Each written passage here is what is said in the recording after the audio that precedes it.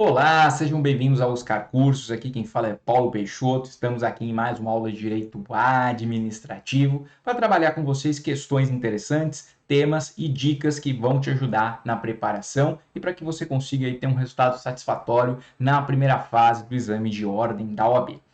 Tá aqui então, se você quiser, o meu Instagram, @phlpeixoto. Você pode me seguir, acompanhar as dicas que eu posto com frequência para você que está se preparando, seja aqui para a OAB e também depois, se você quiser, para os concursos públicos. Muito bem, esse é o nosso 3 em 30. São 3 meses de preparação em 30 dias. Essa reta final para você ir bem na prova da OAB.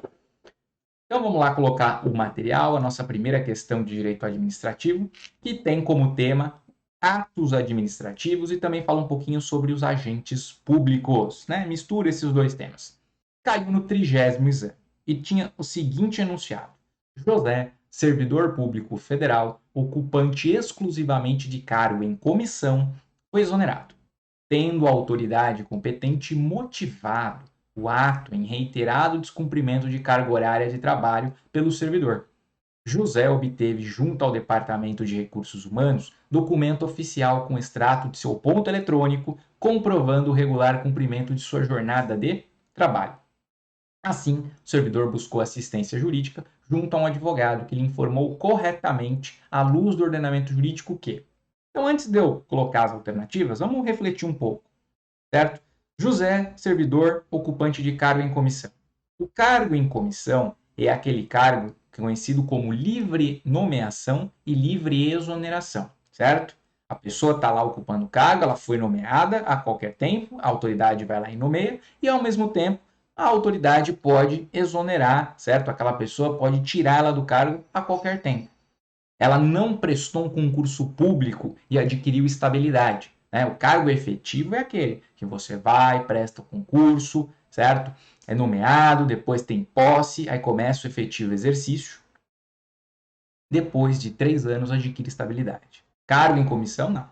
Cargo em comissão, tá lá, foi nomeado, também pode ser exonerado a qualquer tempo. Então, ele ocupa esse tipo de cargo. Só que aí tem a questão é a seguinte, ó, ele lá estava ocupando o cargo dele e foi exonerado, tendo autoridade motivado o ato, certo? Em reiterado descumprimento da carga horária. Então a autoridade, a princípio, ela quando exonera alguém, ela não precisa justificar. Não tem justificativa, é livre exoneração. Então não preciso ficar justificando por que estou exonerando. Todavia, ela resolveu justificar. E justificou com base aí no descumprimento da carga horária. Algo que, pelo próprio enunciado, você percebe que é falso. Esse motivo, essa motivação é falsa. E aí vem a questão: o que dá para fazer? Concordam comigo que, se ele não tivesse falado nada, simplesmente exonerado, não teria nenhum problema. Mas ao vincular, certo, esse motivo, colocar em uma justificativa que não condiz com a verdade, o servidor que ocupava esse cargo pode, até pelo bom senso, ele tem um documento, ele tem uma prova que mostra que é falso aquela motivação, é falsa aquela motivação, aquela justificativa. Então, podemos aí deduzir por um pouco de bom senso que dá para ter alguma medida, que cabe alguma coisa. Mas eu vou além. Eu vou explicar para vocês que existe a chamada teoria do motivo determinante.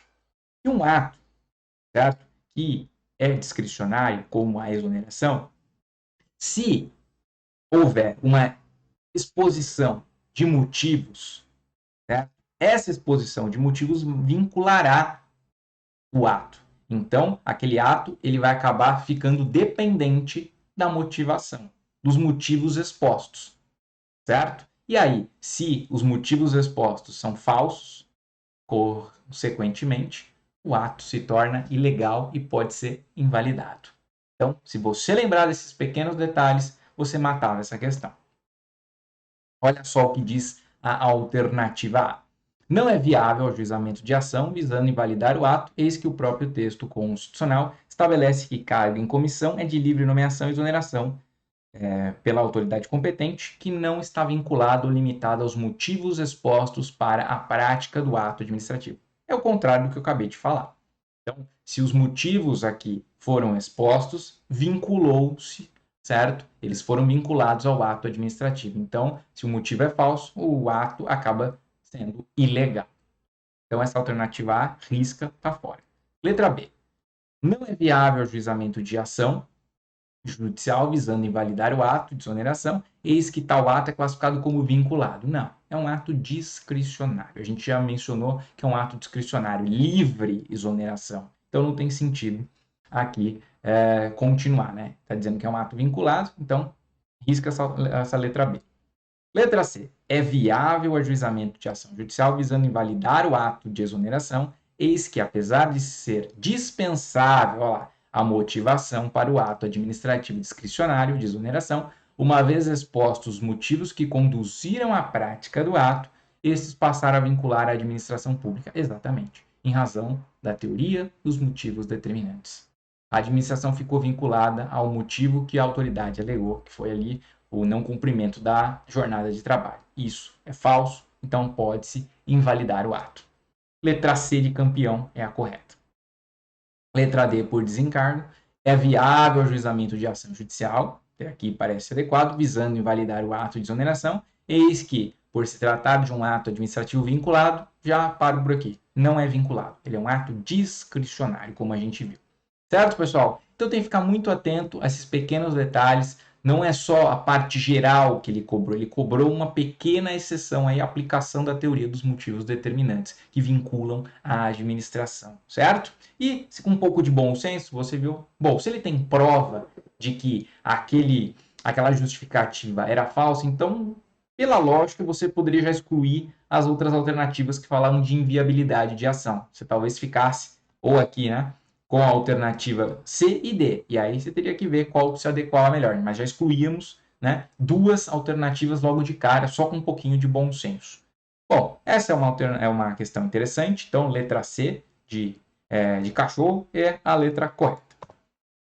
Vamos para a próxima questão aqui. Essa caiu no 22º exame. Bom, o município Beta procedeu ao recadastramento de seus servidores efetivos e constatou que 6 bacharéis em contabilidade exerciam variados cargos na estrutura administrativa, todos providos mediante concurso público.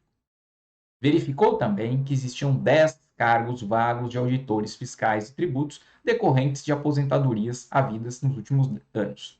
O município, considerando a necessidade de incrementar receitas, editou lei reorganizando sua estrutura funcional de modo a reenquadrar aqueles servidores, ou seja, os 6 bacharéis, como auditores fiscais de tributos.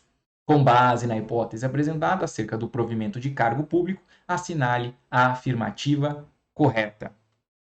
Então aqui, olha que questão interessante, certo? Ele resolveu fazer o recadastramento, o município, verificou que tinham lá 6 bacharéis ocupando cargos efetivos, certo? Dentro da estrutura, certo? Eles foram aprovados em concursos públicos, estão exercendo esse cargo, e também tem 10 cargos vagos de auditor. Aí ele fala, bom, eu tenho 10 cargos vagos aqui de auditor, e eu tenho 6 cargos lá de bacharéis de contabilidade que estão exercendo certa função, bom, vou fazer o seguinte, pega esses bacharéis que estão exercendo já um cargo, que já foram aprovados para concurso naquele cargo, e muda e faz com que eles virem agora auditores fiscais de tributos. Esse é o contexto desse enunciado. E aí, será que há alguma ilegalidade nesse sentido? A administração pública pode fazer isso, reenquadrar e pegar alguém que está exercendo um certo cargo já efetivo e mudar para que ele possa exercer um outro cargo efetivo, porque aqui auditor fiscal é um cargo efetivo. Vamos aqui lembrar de novo do princípio do concurso público, artigo 37, inciso 2º da Constituição. A Constituição é clara que para o exercício de um cargo efetivo há necessidade de prévia aprovação em concurso público. E até complemento que a jurisprudência do Supremo Tribunal Federal caminha nesse sentido de que se você exerce um determinado cargo, aquele concurso é para aquele cargo. Então eu não posso, ao passar no concurso, começar a exercer um cargo, simplesmente agora eu vou para um outro cargo completamente diferente sem o concurso. Basta você imaginar, se eu ocupo um cargo de delegado de polícia, vamos imaginar, delegado de polícia, e aí O Tribunal de Justiça, imaginemos que vê, olha, bom, nós temos aqui alguns cargos vagos de juiz. Em vez da gente fazer concurso, vamos pegar o seguinte, vamos pegar aqueles delegados ali, tá com excesso de delegado, traz uns delegados para cá e os transforma em juiz. Olha aqui, eu já usei um exemplo bastante, né, gritante para você perceber o absurdo. Isso viola o concurso público e o STF vai nesse sentido. Então, para cada cargo, há necessidade de se prestar um concurso. Então, se alguém é delegado e quer ser juiz, vá prestar o concurso para juiz. E vice-versa. Não simplesmente pega você daqui, traz para cá e faz um reenquadramento, como o enunciado colocou. Isso não teria o menor sentido. Violaria esse princípio do concurso público. Vamos lá para as alternativas. Letra A. A medida é inválida porque o provimento originário de cargo efetivo em uma determinada carreira exige concurso público específico. Matou. É isso aqui. A letra A, então, de amor, A de avião, é a letra correta. Certo? Cada cargo, um concurso específico. Por desencargo, vamos ver a letra B. A medida é válida. Já vimos que não, né? Porque os servidores reenquadrados são concursados, configurando-se na espécie mera transformação. Não, nada a ver. Eles são concursados para aquele cargo que eles ocupam e não para cargo de auditor fiscal de tributos. Então, errada a letra B. Letra C. A medida é inválida. Começou bem, porque o provimento de todo e qualquer cargo faz-se exclusivamente mediante concurso público. Cuidado aqui, pode parecer correta, mas fique atento à expressão genérica. Todo e qualquer cargo faz-se exclusivamente mediante concurso. Não. Nós não trabalhamos agora há pouco com cargo em comissão. Cargo em comissão também é um cargo público. E ele se faz por concurso? Não. Livre nomeação, livre exoneração. Então não é todo e qualquer cargo. Então é só o cargo efetivo, mas nós temos também o cargo em comissão. Errada a letra C. Letra D, que também é errada. A medida é válida, já vimos que não, porque os servidores enquadrados são concursados. E não há aumento de despesa, uma vez que os cargos preenchidos já existem. Não, nada a ver. Nada a ver, não faz o menor sentido. Certo? Então, lembre-se, princípio do concurso público, para cada cargo há um concurso específico. Muito bem, meus amigos. Então, passamos aí essas duas questões de direito administrativo. Eu espero que vocês tenham compreendido, certo? São uns temas um pouco mais, principalmente a primeira questão, mais teórico, mas eu tenho certeza aí que você conseguiu extrair o principal delas e não erra se cair alguma questão parecida. E a gente vai ficando por aqui e a gente se vê numa próxima aula. Um grande abraço e até mais. Tchau, pessoal!